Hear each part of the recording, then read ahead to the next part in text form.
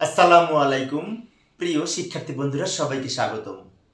আজকে আমি এই এইচএসসি দিনাজপুর বোর্ড 2019 সালে শেয়ার ইস্যু সম্পর্কিত যে সৃজনশীল প্রশ্নটি এসেছিল সেই প্রশ্নটির সঠিক সমাধানের চেষ্টা করব। তো প্রশ্নটি লক্ষ্য করি। তোফাজ্জল কোম্পানি লিমিটেড প্রতিটি 80 টাকা মূল্যের 10,000 শেয়ার মোট 8 লক্ষ টাকা অনুমোদিত মূলধন নিয়ে গঠিত। কোম্পানি উহার 10% অধিহারে 3,000 শেয়ারের বিনিময়ে 2,64,000 টাকা মূল্যের একটি ভূমি ক্রয় করে। পরিচালনা পর্ষদ অবশিষ্ট শেয়ার হতে 5,000 শেয়ার 10% অধিহারে ইস্যু করে এবং মোট 5,500 শেয়ারের আবেদনপত্র পেল। কোম্পানি উহার 5,000 শেয়ার আবেদন করলো, অবশিষ্ট অতিরিক্ত আবেদনকারীদেরকে ফেরত দেওয়া হলো। এই হচ্ছে তথ্য। এই তথ্যের আলোকে আমাদের ক নাম্বারে বলেছে অধিহারের মোট টাকার পরিমাণ নির্ণয় করো। উত্তর হবে 64,000। তো আমরা প্রথমে ক নাম্বারের সমাধানের চেষ্টা করি। তো লক্ষ্য করি আমরা ক নাম্বারের সমাধানের জন্য আমরা উদ্দীপকের অংশটা আবার এখানে আমি নিয়ে এসেছি যাতে তোমাদের বুঝতে সুবিধা হয়। তো আমরা এইভাবে ছক অঙ্কন করতে পারি যে বিবরণ ও গণনা কার্য, পরিমাণ টাকা, শেয়ার অধিহারের পরিমাণ নির্ণয়। তো আমাদের এই অঙ্কে কিন্তু দুইবার অধিহার আছে, লক্ষ্য করি। একবার আছে এই যে 10% অধিহারে জমি ক্রয়ের সময় একবার অধিহার আছে, আর একবার আরো 5,000 শেয়ার ইস্যু করেছিল 10% হারে, এইখানেও অধিহার আছে। তাহলে দুইবার অধিহার আমাদের নির্ণয় করতে হবে। লক্ষ্য করি, প্রথমে আমাদের নির্ণয় করব জমি ক্রয় বাবদ অধিহারের পরিমাণ কত টাকা। এই যে লক্ষ্য করি, আমরা এইভাবে লিখতে পারি ভূমি ক্রয় বাবদ অধিহার টাকা কত হবে, তাই না?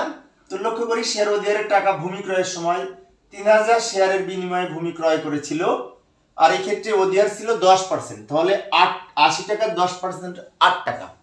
80 টাকার 10% কত টাকা? 8 টাকা। তাহলে এই 3,000কে 8 দিয়ে গুণ করবো। এই যে লক্ষ্য করি 3,000 × 8, কিভাবে 8 পেলাম? এই 80 টাকার 10%।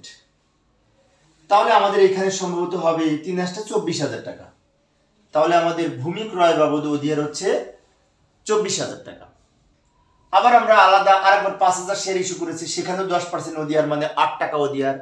তাহলে আবার আমরা নতুন করে লিখবো সাধারণ শেয়ার অধিহার, অর্থাৎ সাধারণ শেয়ার বিক্রি করেছিল তখন অধিহার হয়েছিল এই 5,000 × 8 টাকা হবে। 5,000 × 8 টাকা। 8 টাকা কিভাবে পেলাম? এই 80 টাকা 10%। তাহলে 5,8 40,000 টাকা হবে। এবার এই 24,000 আর এই 40,000 নিচে দাগ দিয়ে দুটো যোগ করে মোট অধিহার হবে 64,000 টাকা। এইভাবে আমরা ক নাম্বারের সমাধান করতে পারি। আশা করি তোমরা এখন পারবে। এবার আবার আমরা সেই উদ্দীপকে ফিরে যাই খ নাম্বারে সমাধানের জন্য। উদ্দীপকে আবার ফিরে এসেছি। এখানে আমাদের খ নাম্বারে কি বলেছিল লক্ষ্য করি, কোম্পানির বইতে প্রয়োজনীয় জাবেদা প্রস্তুত করো, ব্যাখ্যার প্রয়োজন নাই বলেছে। তারপরে আমি ব্যাখ্যা তোমাদেরকে করার মাধ্যমে অঙ্কটি সমাধান করব, কেননা এই অঙ্কটাই পরবর্তীতে আসলে আবার ব্যাখ্যা দিতে বলতে পারে, সেজন্য আমরা ব্যাখ্যা সহই লিখবো, সমস্যা নেই। এখন আমরা এই জাবেদা করার জন্য এই উদ্দীপক এবং জাবেদার ছক সহ, এই যে আমি এখানে জাবেদার ছক অঙ্কন করলাম। সাধারণ জাবেদার ছক আমরা জানি এরকম ছক হয়, তোমরা হয়তো পারো।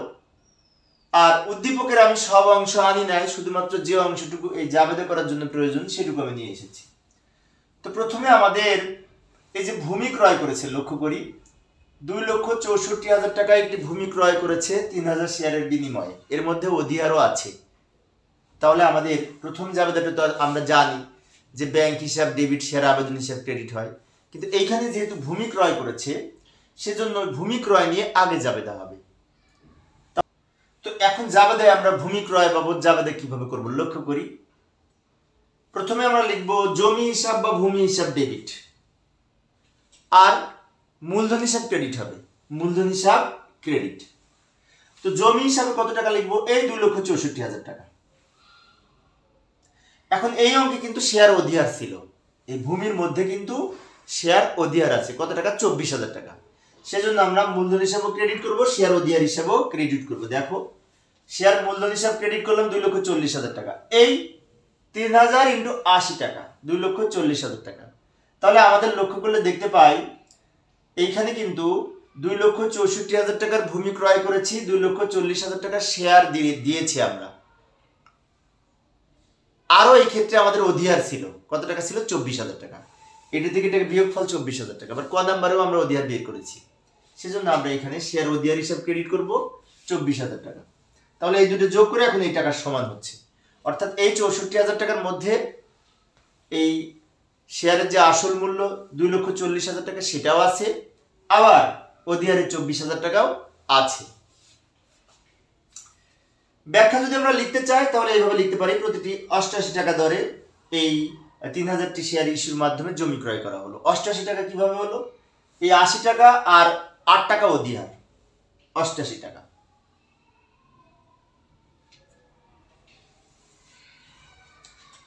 তো এবার আমরা জানি যে আমাদের এই অঙ্কে বিশেষ করে 3টা জাবেদা হবে। জমি ক্রয় নিয়ে একটা করেছি, আবার পরবর্তীতে এই যে আমি লাল কালি দিয়ে রেখেছি পরিচালনা পর্ষদ আরো 5000 শেয়ার ইস্যু করেছে, এটা নিয়ে আমি আমার জাবেদা করব।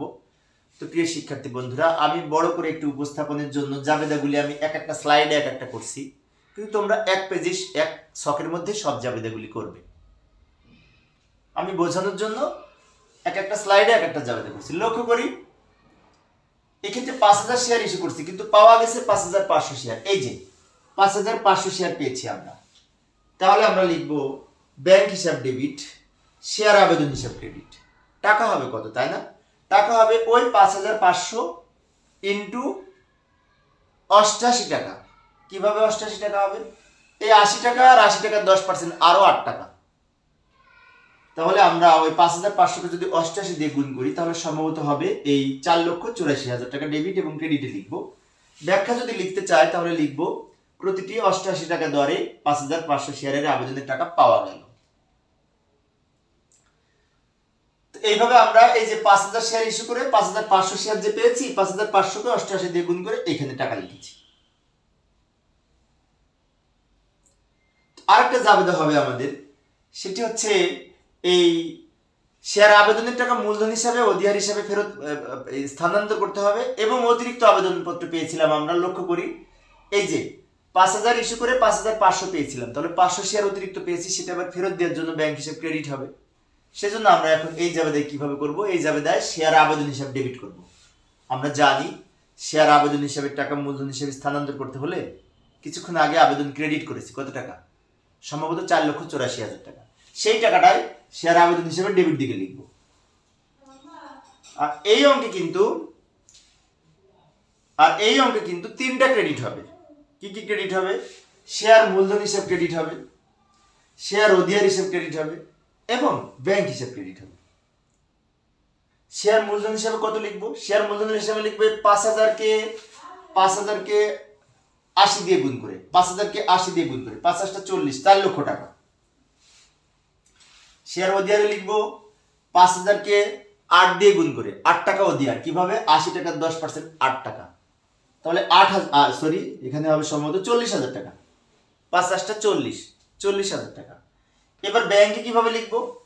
এই 4,84,000 থেকে যদি এই দুটো বিয়োগ করি তাহলে আমাদের এখানে 44,000 টাকা থাকবে, যেটি ব্যাংক হিসাবে বলবো। আর আমরা যদি অন্যভাবে বের করতে চাই তাহলে আমরা 500 শেয়ার অতিরিক্ত পেয়েছিলাম, 500 ইন্টু 88, তাহলে এই 44,000 টাকা হবে। ব্যাখ্যা যদি লিখতে চাই তাহলে এইভাবে লিখতে পারি, শেয়ার আবেদনের অর্থ মূলধন হিসাবে এবং শেয়ার অধিহার হিসাবে স্থানান্তর করা হলো, অতিরিক্ত অর্থ ফেরত দেওয়া হলো। তো এইভাবে আমরা ব্যাখ্যা লিখতে পারি। এই হচ্ছে আমাদের জাবেদা। আমি জাবেদা 3 বারে দেখিয়েছি 3টা ছকের মাধ্যমে সহজে বোঝানোর জন্য তোমাদের, কিন্তু তোমরা একটা ছকের মধ্যে 3টা জাবেদা করবে, বিষয়টি কিন্তু বারবার বলছি আমি। এবার আমরা আবাসী উদ্দীপকে ফিরে এলাম। উদ্দীপকের গ নাম্বারে কি বলেছিল? ব্যাংক জমা 4,40,000 টাকা ধরে কোম্পানির আর্থিক অবস্থার বিবরণী প্রস্তুত করো। উত্তর হবে 7,04,000 টাকা। তো এবার আমরা এই তথ্যের আলোকে আমরা আবার আর্থিক অবস্থার বিবরণী প্রস্তুত করব। তো চলো আর্থিক অবস্থার বিবরণী প্রস্তুতির জন্য আমরা ছকটা এইভাবে অঙ্কন করতে পারি। টাকার ঘর আমাদের 3টা টানলেও হয়, 2টা টানলেও হয়, সমস্যা নেই। এই অঙ্কে যেহেতু সমন্বয় নাই তাই আমরা 2টা টাকার ঘর টানবো। বিবরণ, বিস্তারিত টাকা, পরিমাণ টাকা। আর উপরে লিখবো কোম্পানির নাম, আর্থিক অবস্থার বিবরণী, এটা তোমরা জানি। এবার আমরা আর্থিক অবস্থার বিবরণী 2টা দিক, একটি হচ্ছে সম্পদ আর একটি হচ্ছে দায় ও মালিকানা সত্ত্ব। তো প্রথমে আমরা লিখবো সম্পদ সমূহ। প্রথমে কি লিখবো? সম্পদ সমূহ। তো সম্পদ সমূহের মধ্যে এই অঙ্কে দুই ধরনের সম্পদ আছে। একটি হচ্ছে আমরা ভূমি ক্রয় করেছিলাম 2,64,000 টাকা দিয়ে, সেটি একটা সম্পদ। সেজন্য আমরা লিখব এই যে এই স্থায়ী সম্পদ বলে ভূমি বা জমি 2,64,000 টাকা। এটা আমরা জাবেদা দেখেও পারি। আর এই অঙ্কে ব্যাংক জমার উদ্বৃত্ত আছে আর একটা চলতি সম্পদ, তাই আমরা এখানে লিখবো চলতি সম্পদ। চলতি সম্পদ লিখে ব্যাংক জমার উদ্বৃত্ত লিখবো। তো ব্যাংক জমার উদ্বৃত্ত লেখার আগে আমরা এই উদ্দীপকের কিছু অংশ এখানে নিয়ে এসেছি। আমাদের এইগুলি সমাধানের জন্য হয়তো উদ্দীপকের কিছু অংশ প্রয়োজন হতে পারে, সেজন্য আমি নিয়ে এসে রাখলাম চলতি সম্পদ ব্যাংক জমার উদ্বৃত্ত। এখন প্রশ্ন হচ্ছে ব্যাংক জমার উদ্বৃত্ত কত টাকা হবে, তাই না? ব্যাংক জমার উদ্বৃত্ত আমরা জাবেদায় দ্বিতীয় জাবেদায় ব্যাংক হিসাব ডেবিট করেছিলাম সম্ভবত 4,84,000 টাকা, এবং শেষের জাবেদায় আমরা ব্যাংক হিসাব ক্রেডিট করেছিলাম, টাকা হয়েছিল 44,000 টাকা। এই দুটোর বিয়োগফল 4,40,000 টাকা, 4,40,000 টাকা। এখন কথা হচ্ছে কি যে আমাদের কিন্তু প্রশ্নে দেয়া আছে কিন্তু ব্যাংক জমার উদ্বৃত্ত 4,40,000 টাকা ছিল, সেটি লিখবো এখানে 4,40,000 টাকা। তাহলে আমার স্থায়ী সম্পদ জমি এখানে লিখবো, আমি পাশে লিখেছি, তোমরা ইচ্ছে করলে স্থায়ী সম্পদ নিচেও লিখতে পারো। আমি জায়গা সেভ করার জন্য পাশে লিখেছি, জমি বলে লিখেছি 2,64,000 টাকা। আর ব্যাংক জমার উদ্বৃত্ত প্রশ্নে দেওয়া ছিল। এবার এখানে একটি দাগ দিব, এই দুটো যোগ করে শেষের ঘরে টাকা লিখবো। এটা হচ্ছে মোট সম্পদ, নিচে ডাবল দাগ দিয়ে এখানে লিখবো মোট সম্পদ। মোট সম্পদ। এই হচ্ছে আমাদের সম্পদ দিক, এইভাবে আমরা করতে পারি। এবার আমরা লিখবো দায় ও শেয়ার হোল্ডারদের শর্তসমূহ। তো এই ক্ষেত্রে আমাদের 1994 সালের কোম্পানি আইন অনুযায়ী আর্থিক অবস্থার বিবরণী প্রস্তুত করতে হয়। সেজন্য প্রথমে লিখতে হয় অনুমোদিত মূলধন। প্রথমে কি লিখবো? অনুমোদিত মূলধন। অনুমোদিত মূলধন এই যে করে দেওয়া আছে, কোম্পানি প্রতিটি 80 টাকা দরে 10,000 শেয়ার।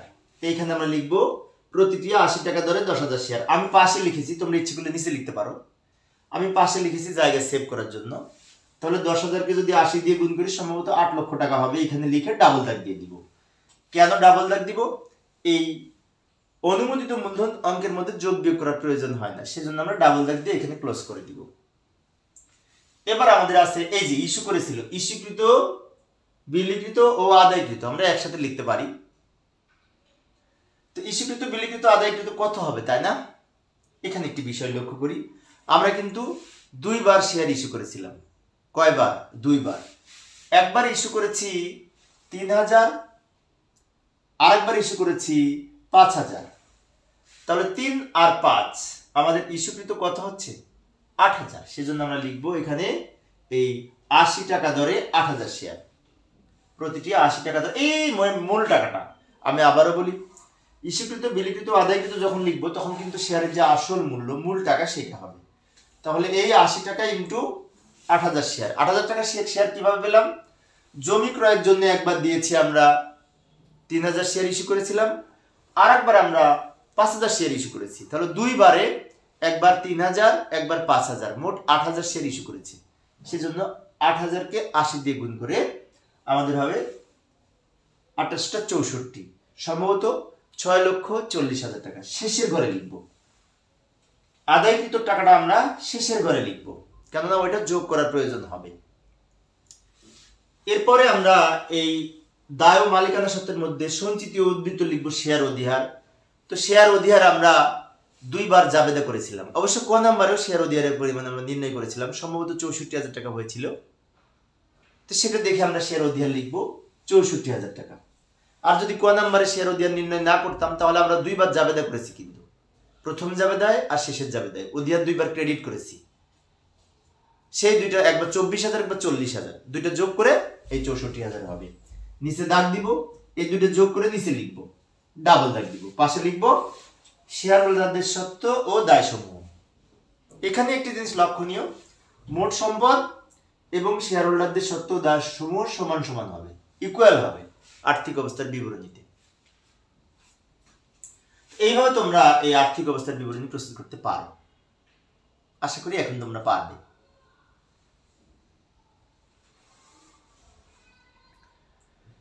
তো প্রিয় শিক্ষার্থী বন্ধুরা, এই ছিল আমার আজকের আলোচনার বিষয়। আমি পরবর্তী ক্লাসে যে রাজশাহী, কুমিল্লা, চট্টগ্রাম ও বরিশাল বোর্ড 2018 সালে যে সৃজনশীল প্রশ্নটি এসেছিল শেয়ার ইস্যু সংক্রান্ত, সেই প্রশ্নটি সমাধানের চেষ্টা করব, দেখার আমন্ত্রণ রইল।